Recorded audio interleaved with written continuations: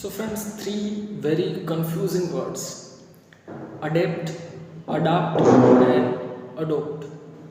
What the difference?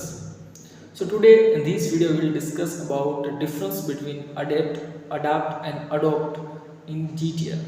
So its video will be small but it's very essential and a very important video for you all. So again, most welcome back to our YouTube platform with another session of English learning. I am an English educator and learner. In today's video, I will discuss about the difference between those three words. Let's dive in without any delay and digression. As usual, the first word is adapt. ADEPT. Adept means skilled. Someone is highly skilled in any field or any work. You can say adept, very skilled or master in something. You can say he's a very adept cricketer. Now the second word, adopt. ADOPT. Adopt means take something new, take something accept, like an idea, a pet, a child. For example, they decided to adopt a child from local orphanage.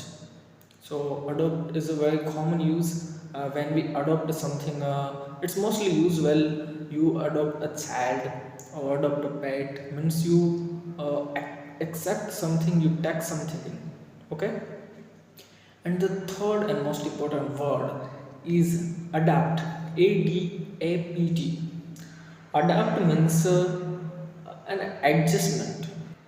For example, the company had to adapt the changing market trends, means adjust something.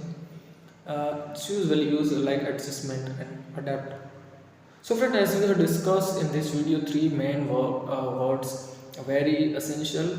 Adapt, first word we have learned, adapt. ADEPT means master and skilled in something. You can say adapt. And second word is adopt, to take on a new something, like a child, an idea.